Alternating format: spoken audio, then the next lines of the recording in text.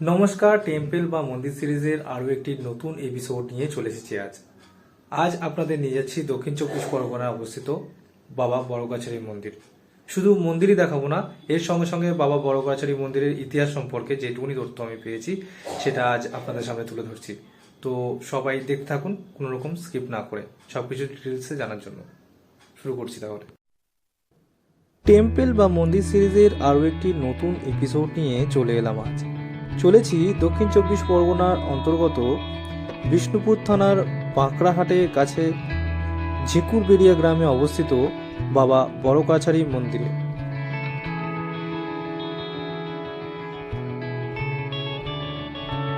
প্রথমেই বলি কিভাবে যাওয়া যাবে।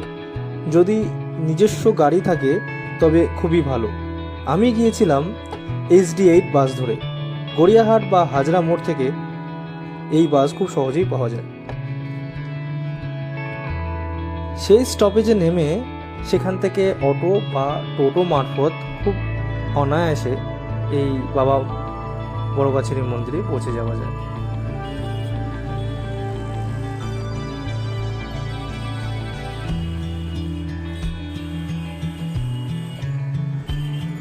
এই মন্দির প্রতিদিন ভোর 6টা থেকে সন্ধে 7টা পর্যন্ত খোলা থাকে।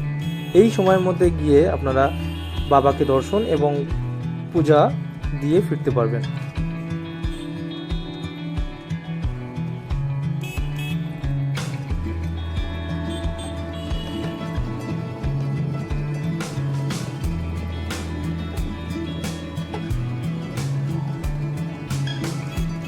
সুন্দর গ্রামীণ প্রাকৃতিক পরিবেশকে ভেদ করে অবশেষে পৌঁছে গেলাম বড়গাছারি মন্দিরে।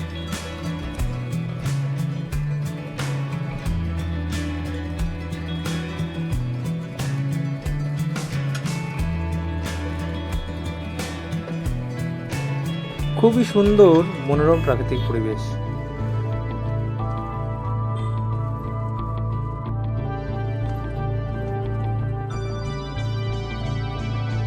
মন্দিরে পুজো তো দেবই, কিন্তু তার আগে আপনাদের জানিয়ে রাখি এই মন্দিরের ইতিহাস সম্পর্কে।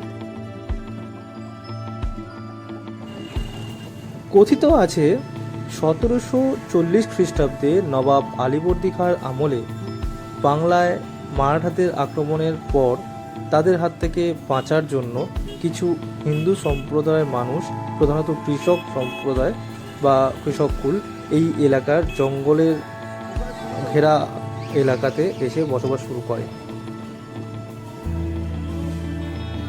কিছুদিন পর এক সাধু ব্যক্তিও জঙ্গল সংলগ্ন শ্মশানে আশ্রয় নেয়।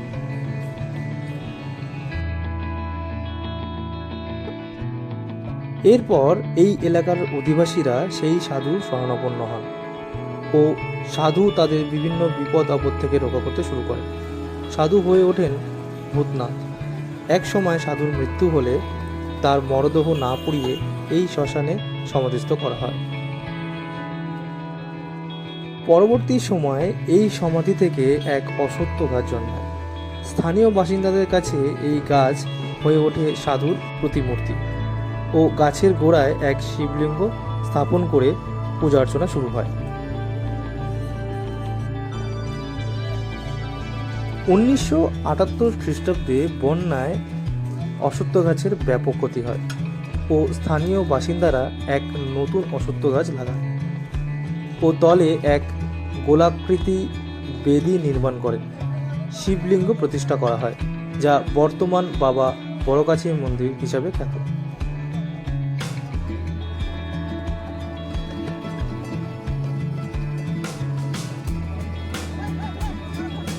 এই হচ্ছে বাবা বড়গাছারি মন্দিরের সম্ভাব্য ইতিহাস।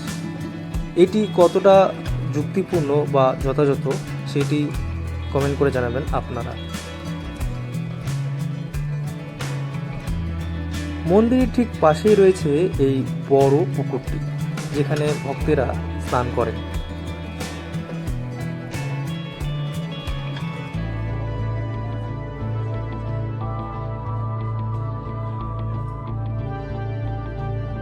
তারপর বিভিন্ন দোকান থেকে ডালা, ফুলমালা সংগ্রহ করে আপনারা চলে যেতে পারেন বাবাকে পুজো দেওয়ার জন্য।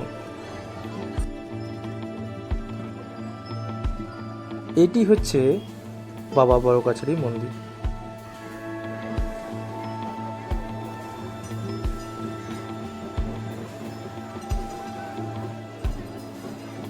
কথিত আছে কাগজের মধ্যে ভক্তদের মনোবাঞ্ছা লিখে এখানে বেঁধে রেখে গেলে তাদের মনোবাঞ্ছা অবশ্যই পূর্ণ হয়।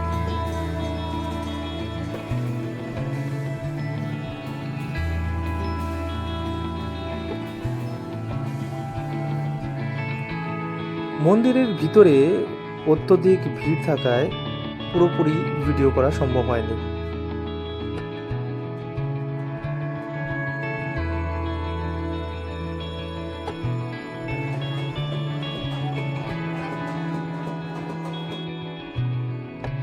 স্থানীয় বাসিন্দাদের থেকে জানা যায় শুধু অকেশনালি নয়, সাধারণ দিনেও এই মন্দিরের ভিড় কিন্তু সবসময় অব্যাহত থাকে।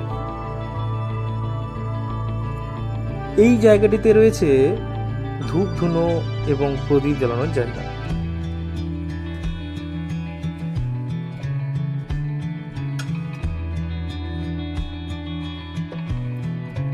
এই মন্দিরে পুজো এবং একদিনের ট্যুর হিসেবে এখানকার পরিবেশ খুবই সুন্দর।